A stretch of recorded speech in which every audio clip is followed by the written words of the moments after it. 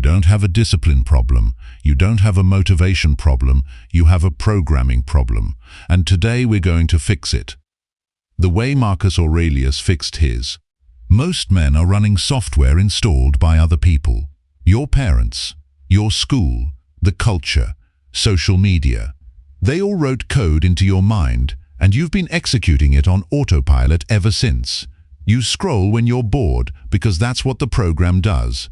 You quit when it gets hard because that's what the program does. You shrink in the room because that's what the program does. And the worst part?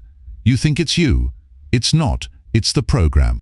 Epictetus was born a slave, literally owned, could be beaten, sold, discarded at any moment. And yet, he became one of the most powerful minds in human history. Not because his chains were removed, because he reprogrammed what the chains meant to him. He wrote, "Men are disturbed not by the things which happen, but by the opinions about the things." Read that again. It's not what happens to you, it's the story your mind tells about what happens to you. That story is not fixed, it is a choice. The Stoics had a name for the internal narrator running your life. They called it the Hegemonikon, the ruling faculty, your command center, and they built an entire system around one idea. You can edit what it says. Here's how. First, separate the event from the interpretation. Something happens. Then your mind makes a story. That story is not the truth. It is a draft, and you are the editor. Marcus Aurelius sat alone every single morning and wrote to himself. Not prayers, not affirmations, direct commands. You have power over your mind, not outside events. He was talking to himself.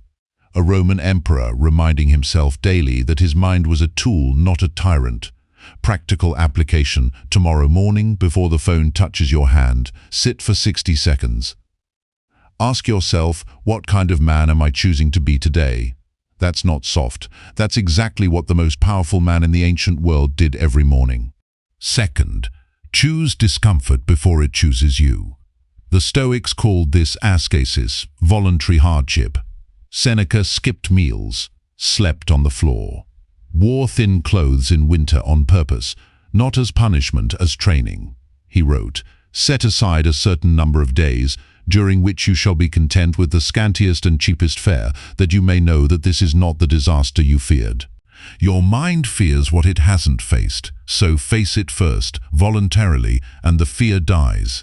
Practical application. Pick one thing every day your weaker self wants to avoid. Do it first. The cold shower, the hard conversation, the thing you've been postponing for 2 weeks. Small daily discomfort rewires the circuit that whispers, "I can't." Third, guard what enters your mind. The Stoics called this prosoche, self-watchfulness, attention to the gate. You cannot always control what the world throws at you. You can control what you allow to take root. What you consume becomes what you think. What you think becomes what you decide. What you decide becomes who you are. Practical application. Audit your inputs for 7 days. What are you watching at midnight? What's playing in your ears on the commute? Is it building the man you want to be or feeding the man you're trying to leave behind? Replace one piece of passive consumption every day with something that sharpens you.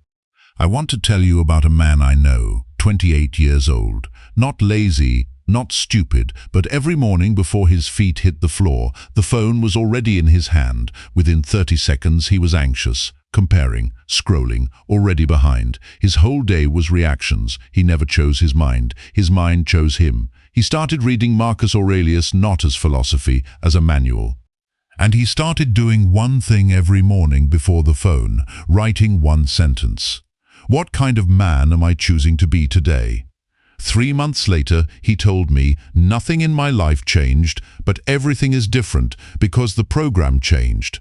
The reactions changed, the choices that follow the reactions have changed. That man was me, and it can be you. Here is the truth the Stoics knew, and most men today have forgotten. Your mind is not your enemy. It is an untrained soldier, and it will follow whoever commands it. Distraction or discipline, fear or intention, your past or your future. Epictetus changed, a slave with nothing. Marcus changed, an emperor with everything. men in between with ordinary lives and real problems changed. The question was never whether you could. The question is whether you'll start.